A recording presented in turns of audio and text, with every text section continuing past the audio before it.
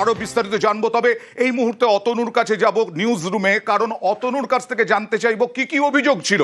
তার আগে অভিষেক বন্দ্যোপাধ্যায় আজকে কি দাবি করলেন। অভিষেক বন্দ্যোপাধ্যায় সভা থেকে দাবি করলেন যে তিনি গিয়েছিলেন 31শে ডিসেম্বর মুখ্য নির্বাচন কমিশনের সঙ্গে কথা বলতে। মুখ্য নির্বাচন কমিশনারকে জানিয়েছিলেন যে লজিক্যাল ডিসক্রিপেন্সির তালিকা প্রকাশ করা হোক, কিন্তু তিনি দাবি করলেন গণেশ কুমার অস্বীকার করেছিলেন। গরিব মানুষ, বয়স্ক মানুষ সবকিছু ঠিক থাকার পরেও তাদের নাম যাতে ভোটার তালিকায় না থাকে, গায়ের জোরে বিজেপির সহকারী সংস্থা নির্বাচন কমিশন চেষ্টা করেছিল তাদের নাম বাদ দেওয়ার। গত 31শে ডিসেম্বর আমি দিল্লিতে গেছিলাম, আমাদের 10 জনের প্রতিনিধি দল চিফ ইলেকশন কমিশনারের সাথে বৈঠক করেছিল। আমাদের দাবি ছিল এই যে 1,35,00,000 লজিক্যাল ডিসক্রিপেন্সির নামে মানুষকে হেনস্থা করা হচ্ছে, সবকিছু ঠিক থাকার পরেও হিয়ারিং নোটিশ পাঠানো হচ্ছে, এদের তালিকা প্রকাশ করুন। নির্বাচন কমিশন বলেছিল আমরা তালিকা প্রকাশ করব না, তার কারণ তালিকা যদি প্রকাশিত হতো এদের খেলাটা ধরা পড়ে যেত। দেশের সর্বোচ্চ আদালত সুপ্রিম কোর্ট তৃণমূলের দাবিকে মান্যতা দিয়ে বলেছে লজিক্যাল ডিসক্রিপেন্সির লিস্ট রিলিজ করতে হবে। শুধু তাই নয়, বিচারপতিরাও বলেছেন বিএলএ টুরা হিয়ারিং এ থাকবে। এর সাথে যারা হিয়ারিং এ যাচ্ছে তাদেরকে রসিদ দিতে হবে, অ্যাকনলেজমেন্ট দিতে হবে।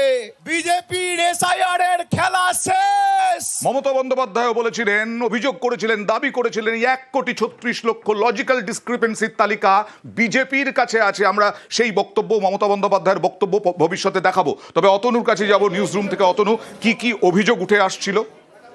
1,36,00,000 সংখ্যাটা নেহাত কম নয়। এই 1,36,00,000 তারা এই লজিক্যাল ডিসক্রিপেন্সির আন্ডারে পড়ে যাচ্ছেন।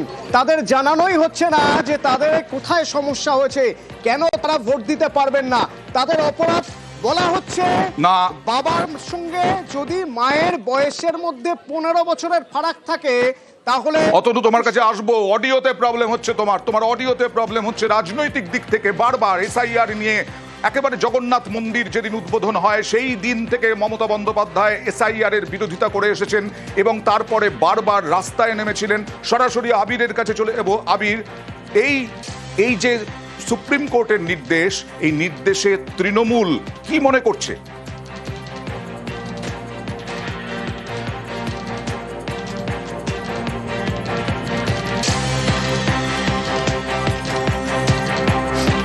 ইতিমধ্যেই লজিক্যাল ডিসক্রিপেন্সি তালিকা প্রকাশের নির্দেশ, অর্থাৎ তথ্যে গরমিলের অভিযোগ যা ছিল সেই বারবার তৃণমূল বলে আসছিল, দাবি করে আসছিল যে তথ্য গরমিলের তালিকা প্রকাশক।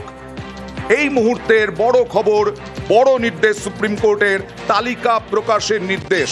এসআইআর আবহে এই মুহূর্তে তৃণমূল কি বলছে? যদিও অভিষেক বন্দ্যোপাধ্যায়ের আমরা বক্তব্য শুনলাম যে তিনি দাবি করছেন 31শে ডিসেম্বর তিনি গিয়েছিলেন, তৃণমূলের দাবি মান্যতা পেল, এরকমটা দাবি করছেন। তৃণমূল অ্যাডভান্টেজ হিসেবে দেখছে কিনা 26-এর ভোটের আগে? আবির, তৃণমূল কংগ্রেস পুরোপুরিভাবে এটাকে তাদের অ্যাডভান্টেজ হিসেবে দেখছে এবং তৃণমূলের গত কয়েকদিনের যে বক্তব্য, মমতা বন্দ্যোপাধ্যায় একাধিকবার নির্বাচন কমিশনকে পাঠানোর চিঠি, তার প্রত্যেকটা জায়গাতেই উল্লেখ ছিল যে লজিক্যাল কেন তাদের সেই নামের তালিকা কেন প্রকাশ করা হবে না, এবং বিভিন্ন সময় ধরে কমিশনের তরফ থেকে যে সিদ্ধান্তগুলো গ্রহণ করা হচ্ছিল সেই সিদ্ধান্ত গ্রহণ করার ক্ষেত্রে কমিশন কোন পথে চলতে চাইছে সেটাও স্পষ্টত নির্দেশ দেওয়া হয়নি। এবং গোটাটাই ক্ষেত্রে তৃণমূল কংগ্রেসের অভিযোগ ছিল যে রাজনৈতিকভাবে নির্বাচন কমিশনকে ব্যবহার করতে হচ্ছে বিজেপি, যে কারণে এই সিদ্ধান্তগুলো কমিশন কার্যত চাপিয়ে দিচ্ছে।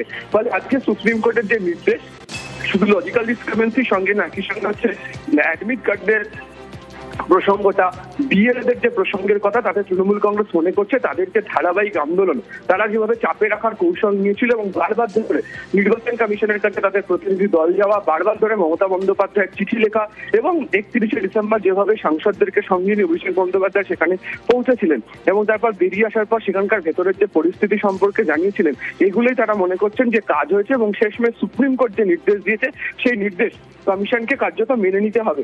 ফলে অবশ্যই নির্বাচনের আগে তাদের বক্তব্য যে এসআইআর প্রক্রিয়াকে যে সিদ্ধান্ত তারা গ্রহণ করতে চেয়েছিল কমিশন বা তাদেরকে সে ধরনের সিদ্ধান্তের প্রসঙ্গে জানানোর চেষ্টা করা হয়েছিল, সেটা কোথাও গিয়ে আটকালো। এবং গোটা দিক থেকে তাদের বক্তব্য যে তারা এই গোটা ঘটনার ক্ষেত্রে তারা অনেকটা রাজনৈতিকভাবে সুবিধা পাচ্ছে এবং তাদের লড়াইয়ের কারণেই শেষমেশ কমিশনকে এই ধরনের সিদ্ধান্ত সুপ্রিম কোর্টের রায়ের প্রেক্ষিতে মেনে নিতে হবে। আমি তোমার কাছে আবার আসবো রাজনৈতিকগতভাবে এই খবর নেওয়ার জন্য, তো পরবর্তীকালে, কিন্তু এই মুহূর্তে মৈত্রীর কাছে জানার চেষ্টা করবো যে অ্যাডমিট কার্ড নিয়েও আজকে শুনানিতে সওয়াল জবাব হয়েছে।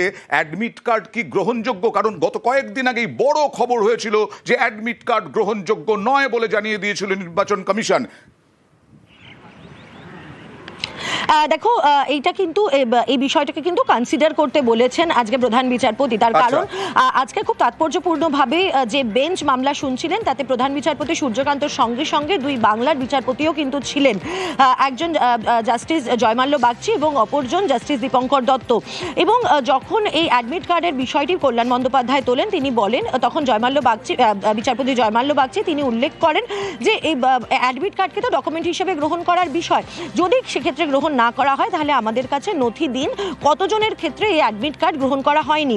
এবং তখনই বিচারপতি দত্তকে বলতে শোনা যায় যে পশ্চিমবঙ্গের ক্ষেত্রে সাধারণভাবে বোর্ডের যে মাধ্যমিকের যে অ্যাডমিট কার্ড, সেই অ্যাডমিট কার্ডে তার সমস্ত তথ্য দেওয়া থাকে, তার জন্ম শংসাপত্রে যেরকম থাকে তার সঙ্গে সঙ্গে মাধ্যমিকের যে বোর্ডের যে ডকুমেন্ট সেখানেও এই সমস্ত নথি থাকে, তার জন্মের প্রমাণ, তার বাবার নাম, সমস্ত কিছু থাকে। ফলে সেই ডকুমেন্টকে কেন গ্রহণ করা হচ্ছে না কমিশনের তরফ থেকে? এবং তারপরই প্রধান বিচারপতি সূর্যকান্ত বলেন, ইন দ্যাট কেস দুটো ডকুমেন্টই, অর্থাৎ জন্মের শংসাপত্র অর্থাৎ বার্থ সার্টিফিকেট এবং তার সঙ্গে সঙ্গে অ্যাডমিট কার্ড, এই দুটোকেই একসঙ্গে কনসিডার করার বিষয়ে তারা বলা হয়েছে। এবং কমিশনের তরফ থেকে আইনজীবী দ্বিবেদী তিনি জানিয়েছেন যে তারা এই বিষয়টি নিয়ে তারা কথা বলবেন এবং এই বিষয়টিকে তারা কনসিডার করে দেখবেন। ফলে এই অ্যাডমিট কার্ডের বিষয়টি, অর্থাৎ একের পর এক যে বিষয়গুলোকে বারবার করে তোলা হচ্ছিল তৃণমূল কংগ্রেসের তরফ থেকে, কার্যত বলা যায় তার অধিকাংশ বিষয়ই কিন্তু আজকে সর্বোচ্চ আদালতে একটা সুরাহা পাওয়া গিয়েছে। লজিক্যাল ডিসক্রিপেন্সির যে তালিকা, সেই তালিকা পাওয়া গিয়েছে। বিএলএদেরকে বকলমে বিএলএরা চাইলে তারা যদি কোনো ভোটার তিনি যদি অথরাইজ করেন একজন বিএলএকে যে তার হয়ে নথি দেওয়ার জন্য বা শুনানিতে উপস্থিত থাকার জন্য বা তার সঙ্গে উপস্থিত থাকার জন্য, তাহলে বিএলএ সেখানে উপস্থিত থাকতে পারবে। 2, 3, এই যে বারবার করে বলা হচ্ছিল যে বিডিও অফিসে শুনানির জন্য ধার্য করা হবে, কিন্তু সেটা সাধারণ মানুষের জন্য অত্যন্ত সমস্যার হয়ে যাচ্ছিল, তার কারণ তাদের অনেক দূর দূরান্ত থেকে আসতে হচ্ছিল। সেই জায়গায় দাঁড়িয়ে এই নথি জমা নেওয়ার জন্য কিন্তু পঞ্চায়েত অফিস, ব্লক অফিসের কথা বলা হয়েছে, সেটাও কিন্তু একটা জয়। এবং তার পাশাপাশি এই অ্যাডমিট কার্ড গ্রহণের যে বিষয়টি রয়েছে এবং সেটাকে সেখানে কমিশনকে খতিয়ে দেখার জন্য বলেছে এবং তাদেরকে বিবেচনা করার কথা বলেছে, সেটাও কিন্তু এক ধরনের জয়। বারবার করে যে বিষয়টি আজকে তৃণমূল কংগ্রেসের আইনজীবীদের তরফ থেকে তোলা হচ্ছিল, সে কপিল সিব্বালি হোক বা শ্যাম দিওয়ানি হোক কিংবা কল্যাণ বন্দ্যোপাধ্যায়, তারা বেশ কয়েকটি বিষয় আজকে তুলে ধরেন যে কেন একজনের কতগুলো সন্তান রয়েছে সেটা কমিশন দেখছে, কেন তাদের